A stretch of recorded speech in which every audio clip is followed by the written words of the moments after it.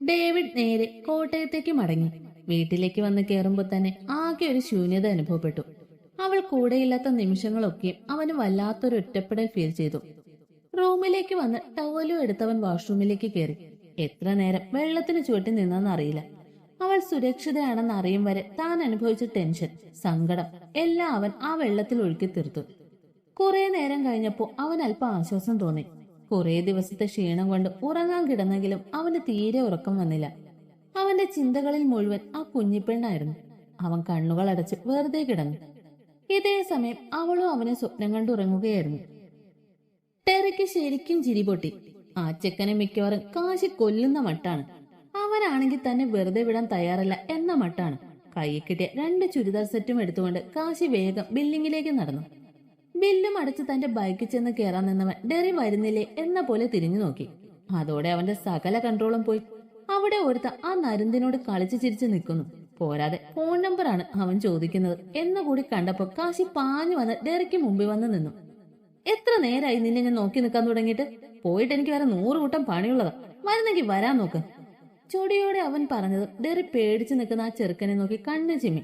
ചേട്ടാ, നമുക്ക് പിന്നെ കാണാം. നമ്പർ തന്നില്ലല്ലോ. കാശിയെ പേടിയുണ്ടെങ്കിലും ഡെറിയെ വിട്ടുകളയാൻ മനസ്സിലാതെ അവൻ ചോദിച്ചു. അതിനെന്താ നമ്പർ? പറഞ്ഞു തീരും മുമ്പ് തന്നെ ഡെറി കാറിപ്പോയി. ചുവന്നു തൊടുത്ത് ആപ്പിൾ പോലെ നിൽക്കുന്ന ഒരുവൻ തന്റെ കാലിൽ അമർത്തി ചവിട്ടി ഞെരിക്കുന്നതിന്റെ വേദനയിൽ ഡെറി നിന്ന് തിരുവാതിര കളിച്ചു. ഡാ ചെക്ക, വീട്ടിൽ പോടാ. ഈ മുതലിന് വേറെ ആളുണ്ട്. അതുകൊണ്ട് മോൻ കൂടുതൽ ഇങ്ങോട്ട് ചിക്കിച്ചിക്കാൻ വരണ്ട. കാശി ആ പയ്യന് നേരെ നിന്ന് അലറിയതും ഡെറി അവനെ നോക്കി വിളറി ഒന്ന് ചിരിച്ചു. അതോടെ ആ കൊച്ച് നിരാശയോടെ തിരികെ പോയി. അവൻ പോയെന്ന് കണ്ടതും കാശി ഡെറിയുടെ ഷർട്ടിന്റെ കോളറിൽ കുത്തിപ്പിടിച്ചു. ഡാ പന്നെ, മേലെ ഇത് ആവർത്തിച്ച ഒരു കുഴി ഞാൻ അങ്ങ് വെട്ടും. നിന്നെ ഇട്ട് മൂടാൻ, മനസ്സിലായോടാ? ആ വിരട്ടലിൽ ഡെറി നല്ല കുട്ടിയെ പോലെ തലയാട്ടി. നിന്ന് തഞ്ചാവൂർ ബൊമ്മ കളിക്കാതെ വന്ന് വണ്ടി കയറടാ. അവന്റെ അടുത്ത കൽപ്പനയെ കാലിലെ വേദന സഹിച്ചു പിടിച്ചുകൊണ്ട് അവൻ വന്ന് വണ്ടിയെ കയറി. എനിക്കിത് എന്തിന്റെ കേടായിരുന്നു? കാലിലെ വേദനയെ മുഖം ചുളിച്ചുകൊണ്ട് അവൻ സ്വയം പറഞ്ഞു. കണ്ണാടിയിൽ കൂടി കാശിയെ ഒന്ന് എത്തി നോക്കി അവൻ. ആ മുഖം ഇപ്പോഴും ദേഷ്യത്തിൽ തന്നെയാണ്. അവന്റെ പൊസസീവ് കണ്ട് ഉള്ളിൽ സന്തോഷം തോന്നുന്നുണ്ടെങ്കിലും കാലിലെ വേദന അവനെ നന്നായി തന്നെ വലച്ചു കളഞ്ഞു. പശുവൊട്ട് തിന്നുകയില്ല, പട്ടിയൊട്ട് തീറ്റിക്കുകയില്ല, ദുഷ്ടൻ. കാശി കേൾക്കാൻ പാകത്തിന് അവൻ പറഞ്ഞത് എരിച്ചു കളയും പോലെ ഒരു നോട്ടം അവൻ നോക്കി. അതോടെ ഡെറി വാമൂടിക്കൊണ്ട് നല്ല കുട്ടിയായിരുന്നു. ഇല്ലെങ്കിൽ തന്നെ അവൻ ശരിയാക്കുമെന്ന് അവന് മനസ്സിലായി. ജയം മാധവനെ തുറച്ചു നോക്കി. അവൻ അവരെ നോക്കി വിളറി ഒന്ന് ചിരിച്ചു. അപ്പച്ചി കിടന്നില്ലേ? ഞാനിപ്പോ വന്നതേ ഉള്ളൂ, ഒന്ന് ഫ്രഷ് ആയിട്ട് വരാം. അവൻ അത്രയും പറഞ്ഞുകൊണ്ട് പോകാൻ ഒരുങ്ങി. മധു, അവരുടെ വിളിയിൽ അവൻ അവിടെ തന്നെ നിന്നുപോയി. നിന്നെ കുറ്റം പറയാൻ എനിക്ക് അവകാശമില്ലെന്നറിയാം. ഞാൻ തന്നെയാണ് നിന്റെ മനസ്സിൽ എന്റെ മകളെ കുത്തി നിറച്ചത്. പക്ഷെ മോനെ, അവൾക്കിന്ന് മറ്റൊരു അവകാശമുണ്ട്. അവൾക്കുള്ളിൽ ഒരു കുഞ്ഞു ജീവനുണ്ട്. എന്റെ മോനത് മറന്ന് സ്വപ്നം കാണരുത്. നിങ്ങൾ രണ്ടാളും എന്റെ മക്കളാണ്. നിങ്ങളിൽ ആർക്ക് വേദനിച്ചാലും എനിക്ക് നോവും. അച്ചുവിനെ ഉണർത്താതെ പതിയെ അവർ പറഞ്ഞതും മാധവ് വേഗം തിരിഞ്ഞു നടന്നു. ആ സമയം അവന്റെ കൈമുഷ്ടി വല്ലാതെ മുറുകിയിരുന്നു. ജയ ഒരു നെടുവീർപ്പോടെ അച്ചുവിന് അരികിൽ വന്ന് കിടന്നു. ഉറങ്ങാതെ തന്റെ മകളെ വാത്സല്യത്തോടെ നോക്കി. അവളുടെ തലയെ തലോടിയും ആ നെറ്റിയെ ചുംബിച്ചും അവർ തന്നിലെ വാത്സല്യം അവളിലേക്ക് ചൊരിഞ്ഞു. ഇച്ഛാ. ഉറക്കത്തിലൊന്ന് ചിണുങ്ങിക്കൊണ്ട് തിരിഞ്ഞു കിടന്നവളെ കണ്ട് ജയുടെ കണ്ണ് നിറഞ്ഞുപോയി. തന്റെ മകൾ ഇന്നൊരു ഭാര്യയാണ്. അവൾക്ക് അവളുടെ ഭർത്താവിനോടുള്ള സ്നേഹം തനിക്കും മനസ്സിലായതാണ്. പക്ഷെ മാധു, അവനിൽ ആശ നിറച്ചത് താനാണ്. ഇന്ന് താൻ കണ്ട പ്രവൃത്തി അതവനുള്ളിൽ കുഞ്ഞ് വേരുറച്ചു പോയി എന്നതിന്റെ തെളിവാണ്. ഇല്ലാതെ തന്റെ മാധു ഒരിക്കലും തെറ്റ് ചെയ്യില്ല. ഈശ്വര, പരീക്ഷിക്കല്ലേ. മനസ്സിൽ തൊട്ട് നെഞ്ചിൽ കൈവച്ച് അവർ പ്രാർത്ഥിച്ചു. അപ്പോഴും ഡെവിയെ മാത്രം സ്വപ്നം കണ്ടുകൊണ്ട് അവിടെ ഒരുവൾ സുഖനിദ്രയിലായിരുന്നു. ഡെവി ഒരിക്കൽ കൂടി അച്ചുവിന്റെ ഫോട്ടോസ് എടുത്തു നോക്കി. അവളുടെ മുഖത്തെ നിറഞ്ഞ ചിരി അവൻ നോക്കിയിരുന്നു പോയി. എവിടെയൊക്കെയോ ഒരു ദേഷ്യം, സങ്കടവും ഒക്കെ തോന്നിയവന്. നീ എന്നെ തീരെ ഓർക്കുന്നില്ലേ? പരിഭവത്തോടെ ചോദിച്ചു അവൻ. പിന്നെ ആ ഫോട്ടോ നെഞ്ചോട് ചേർത്തുകൊണ്ട് അവൻ പതിയെ ഉറങ്ങി. വരാനിരിക്കുന്ന പുതിയ പരീക്ഷണങ്ങൾ അറിയാതെ ജയയും അച്ചുവിനരികിൽ കിടന്നു. കിട്ടിയ അടിയിൽ ചുണ്ടുപൊട്ടി ചോരൊഴുകി. ജീവൻ അടികിട്ടിയ കവിളം പൊത്തിപ്പിടിച്ചുകൊണ്ട് തന്റെ മുമ്പിൽ നിന്ന് ഉറഞ്ഞു തുള്ളുന്ന ഏലിക്കുട്ടിയെ കുറ്റബോധത്തോടെ നോക്കി. ഏരണം കെട്ടവനെ, നിന്നോട് ഞാൻ പറഞ്ഞാലേ അവളുമാരിൽ ഒരു കണ്ണ് വേണമെന്ന്. എന്നിട്ടിപ്പോ അറിയില്ലെന്നു. ഏലിക്കുട്ടി അവർക്ക് നേരെ നിന്ന് ചീറി. ഞങ്ങൾ പിന്നാലെ തന്നെ ഉണ്ടായിരുന്നു. അവർക്കരികിൽ ഒരു കാറ് വന്ന് നിന്നു. അവരെ അറിയുന്നവർ ആരെങ്കിലും ആണെങ്കിലോ എന്ന് കരുതി ഞങ്ങൾ അവർ കാണാതെ ഇരിക്കാൻ ഒന്ന് മറഞ്ഞു നിന്നു. പിന്നെ രണ്ടിനെയും ഞങ്ങൾ കണ്ടിട്ടില്ല. ആ കാറിനെ ഫോളോ ചെയ്തു. പക്ഷെ സിഗ്നലിൽ വെച്ച് അതും മിസ്സായി. നിന്നെയൊക്കെ പണി ഏൽപ്പിച്ച് എന്നെ പറഞ്ഞാ മതിയല്ലോ. എടാ വെളിവ് കെട്ടവനെ, അവൾക്ക് വയറ്റിലുണ്ടെന്ന്. ഉള്ളത് നേരാണെങ്കിൽ അത് പ്രശ്നമാകും. അവരുടെ മുഖം ക്രൂരമായി. ഇനി അവളെ വെറുതെ വിടുന്നത് അപകടമാണ്. ആ കുഞ്ഞ് എന്റെ ഡെവി കുഞ്ഞിന്റെ ജീവിതത്തിൽ ഒരു ഭീഷണിയാണ്. അതുകൊണ്ട് രണ്ടിനെ ഈരി ചെവി അറിയാതെ തീർത്തേക്കണം. അതിനാ കൊച്ചു മിസ്സിംഗ് അല്ലേ? എടാ ക്ലാപ്പാ, അതല്ലേ ഞാൻ പറഞ്ഞത്, ആ ജന്തുവിനെ കണ്ടുപിടിക്കണമെന്ന്. അവർ അയാളെ ആട്ടും പോലെ പറഞ്ഞു. ഞാൻ ഇങ്ങോട്ട് വരുന്നതിന് മുമ്പ് ഒരു പെണ്ണ് ചെറിയ ചെക്കനും കൂടി വീട്ടിൽ വന്നിരുന്നു. ആ ചെക്കൻ പോലീസാണെന്നൊക്കെ പറഞ്ഞു. രണ്ടും കൂടി വന്നത് ആ പെണ്ണിനെ തിരക്കിയാണ്. കൂടെ ഉണ്ടായിരുന്ന സ്ത്രീക്ക് ആ പെണ്ണിന്റെ മുഖഛായയും ഉണ്ട്. അവരുടെ വീട്ടിലെ കുട്ടിയാണെന്നാണ് ആ വന്നവൻ പറഞ്ഞത്. ആ വഴിക്കൊരു അന്വേഷണം നടത്തുന്നത് നല്ലതാ. അവർ അങ്ങനെ പറഞ്ഞതും അതുവരെ അന്വേഷണം മുട്ടി നിന്നവർക്ക് കിട്ടിയ കച്ചിത്തുരുമ്പ് പോലെ അവർ ആ വഴിക്ക് തന്നെ പോകാൻ തീരുമാനിച്ചു. കിട്ടിയ പിന്നെ ജീവനോടെ വിടരുത്. ഡെവി രാവിലെ തന്നെ കുളിച്ച് റെഡിയായി ഹോളിലേക്ക് വന്നതും റോസി അവന് വേണ്ടുന്ന ഫുഡ് എടുത്ത് ടേബിളിൽ വെച്ചു. അത് കണ്ടതായി പോലും ഭാവിക്കാതെ അവൻ അവിടെ നിന്നും ഇറങ്ങിപ്പോയതും അവരുടെ കണ്ണൊക്കെ നിറഞ്ഞു. രാവിലെ തന്നെ അച്ചുവിന്റെ പുതിയ ചിത്രങ്ങൾ ഫോണിൽ വന്നത് എടുത്തു നോക്കിയവൻ. അവളുടെ മുഖത്ത് നല്ല സന്തോഷമുണ്ട്. ആ ചിരി അവനെ വീണ്ടും ചൊടിപ്പിച്ചു.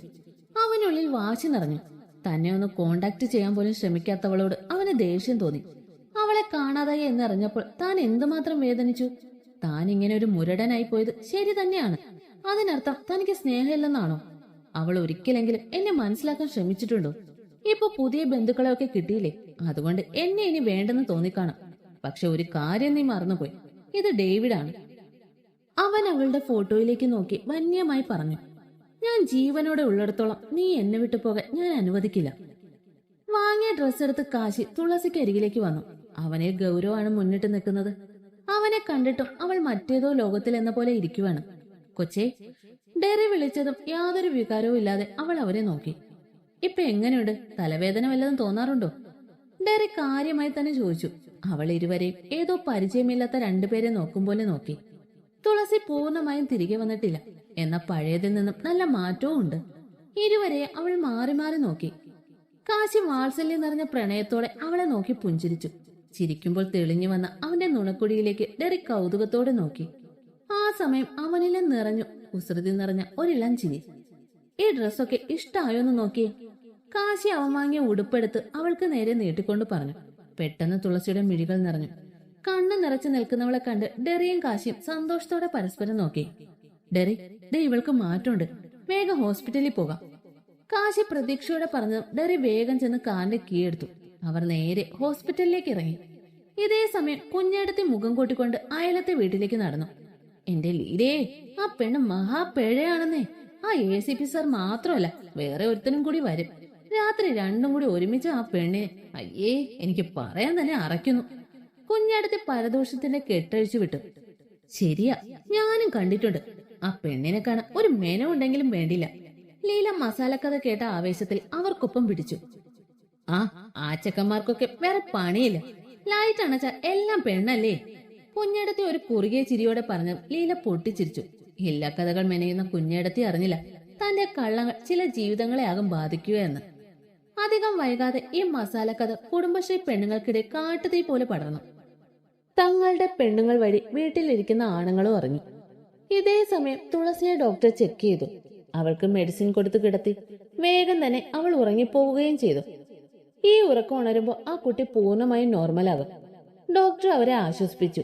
അവളൊരു നീണ്ട ഉറക്കത്തിന് ശേഷം കണ്ണു തുറന്നു. ആദ്യം അവൾക്കൊന്നും മനസ്സിലായില്ല. പിന്നെ കഴിഞ്ഞ കാര്യങ്ങളൊക്കെ ഓർമ്മ വന്നതും അവൾ ഞെട്ടിക്കൊണ്ട് എഴുന്നേറ്റു. അച്ചു, കുഞ്ഞ്, ഈശ്വര, എന്റെ അച്ചു, അവൾ എവിടെ? ചുറ്റും അച്ചുവിനെ തിരഞ്ഞുകൊണ്ട് തുളസി പേടിയോടെ കരഞ്ഞു. കാശിയാണ് അവൾക്കരികിലേക്ക് ആദ്യം വന്നത്. അവനെ കണ്ടതും അവൾ പേടിച്ച് വിറയ്ക്കാൻ തുടങ്ങി. പോലീസ് സ്റ്റേഷനിൽ വെച്ച് അവൾ കണ്ടിരുന്ന കാശിയെ അവൾക്ക് ഇപ്പോഴും പേടിയാണ്. തുളസി, ഇപ്പൊ എങ്ങനെയുണ്ട്? അവൻ സൗമ്യമായി ചോദിച്ചു. സാർ, എന്റെ അച്ചു. അവൾ വിങ്ങിക്കൊണ്ട് പറഞ്ഞതും അവൻ അവളെ സന്തോഷത്തോടെ നോക്കി. അവൾ നോർമലായല്ലോ എന്നോർത്ത് അവനുള്ളിൽ സമാധാനം നിറഞ്ഞു. താൻ പേടിക്കണ്ട, അച്ചു സുരക്ഷിതയാണ്. തനിക്കിപ്പോ കുഴപ്പമൊന്നുമില്ലല്ലോ. അച്ചു, എനിക്ക് അവളെ കാണണം. തുളസിക്ക് അച്ചുവിനെ നേരെ കാണാതെ ഒരു സമാധാനവും ഉണ്ടായിരുന്നില്ല. ഡോക്ടർ വന്നതും കാശി അവൾക്കരികിൽ നിന്ന് മാറി. മെഡിക്കായല്ലോ, ഇനി കുഴപ്പമൊന്നുമില്ല, ഇന്ന് തന്നെ വീട്ടിൽ പോവാം. ഡോക്ടർ ഡിസ്ചാർജ് എഴുതിക്കൊണ്ട് പറഞ്ഞു. കാശി അദ്ദേഹത്തോട് നന്ദി പറഞ്ഞു. കാശി ഡെറിയെ വിളിച്ച് കാര്യം പറഞ്ഞു. ഡെറിക്ക് ഹോസ്പിറ്റലിൽ ഒരു എമർജൻസി വന്നതുകൊണ്ട് അവൻ അവിടേക്ക് പോയി. തുളസി നോർമൽ ആയതിൽ അവനും സന്തോഷിച്ചു. കാശിക്കൊപ്പം പോകാൻ തുളസിക്ക് വല്ലാത്ത പരിഭ്രമം തോന്നി. രാത്രി ഒരുപാടായി. തുളസി മടിയോടെയാണ് കാറിൽ കയറിയത്. കാശി അവളെ ശല്യം ചെയ്യാതെ കാർ ഓടിച്ചു. വീടിന്റെ മുൻപിലെത്തിയ കാശി അവിടെ നിറഞ്ഞു നിൽക്കുന്ന ആൾക്കൂട്ടം കണ്ട് സംശയത്തോടെ നെറ്റിച്ചുളിച്ചു. തുളസി ആ വീട് ആദ്യമായി കാണും പോലെ ചുറ്റും നോക്കി.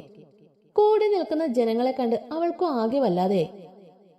തുളസി പതിയെ കാറിൽ നിന്നും ഇറങ്ങിയതും കുഞ്ഞേടത്തി അവരെ കണ്ട് വല്ലാതെ പരിങ്ങിപ്പോയി. കാശി കാര്യമറിയാതെ കാറിൽ നിന്നും ഇറങ്ങി. അവരെ കണ്ടതും ജനങ്ങൾ വല്ലാതെ മുറുമുറുത്തു. എന്താ പ്രശ്നം? കൂടി നിൽക്കുന്ന ജനങ്ങളെ നോക്കിക്കൊണ്ട് കാശി അവിടേക്ക് വന്നുകൊണ്ട് ചോദിച്ചു. പ്രശ്നം എവിടെയാ സാറേ? നിങ്ങൾ ഒരു പോലീസ് ഓഫീസർ ആയതുകൊണ്ടാ ഞങ്ങളാരും ഒന്നിനും ഇങ്ങോട്ട് വരാത്തത്. എന്നാൽ ഇത് വെറുതെ വിടാൻ ഞങ്ങൾക്ക് പറ്റില്ല. കുടുംബമായി താമസിക്കുന്നവരാ ചുറ്റും. കൂട്ടത്തിൽ ഒരാൾ പറഞ്ഞതും കാശി ഇവർക്കൊക്കെ ഇത് എന്താ പറ്റിയത് എന്ന പോലെ മിഴിച്ചു നിന്നു. കുഞ്ഞേടത്തി ആകെ പെട്ട അവസ്ഥയിലായി. തന്റെ വെടുവായുത്തരം ഇങ്ങനെയൊക്കെ ആയിത്തീരുമെന്ന് അവരും കരുതിയില്ല. കാശി അവർക്ക് പേടിയാണ്. അതുകൊണ്ട് തന്നെ അവർ നന്നായി വിയർക്കുന്നുണ്ട്. നിങ്ങൾ കാര്യം എന്താണെന്ന് പറ. ഇവിടെ ഇപ്പൊ എന്ത് പ്രശ്നമാണ് ഉണ്ടായത്? കാശി ഗൗരവത്തോട് ചോദിച്ചു. ഈ ആൾക്കൂട്ടമൊക്കെ കണ്ട് തുളസി പേടിയോടെ പതുങ്ങി നിൽക്കുവാണ്. അവൾക്കിപ്പോ പഴയ ധൈര്യമൊന്നുമില്ല. ആകെ കൂടി ഒതുങ്ങിപ്പോയി പാവം. അതെ സാറേ, ഈ പെണ്ണ് കുറെ ആയല്ലോ ഇവിടെ.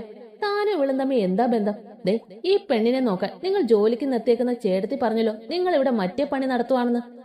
കൂട്ടത്തിൽ വേറെ ഒരാൾ പറഞ്ഞത് എടാ സാമദ്രോഹി എന്ന മട്ടിൽ കുഞ്ഞേടത്തി അയാളെ നോക്കിപ്പോയി. കാശി കൊല്ലും വിധം ചേട്ടത്തിയെ നോക്കി ദഹിപ്പിച്ചു. ആ സമയം അവർ ആകെ വിറച്ചുപോയി.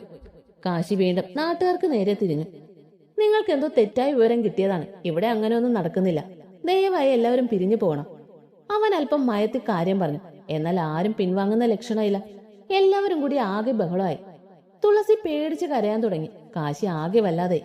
അവൻ ഇത്രയൊക്കെ ശ്രമിച്ചിട്ടും ആരും അടങ്ങുന്ന ലക്ഷണമില്ല.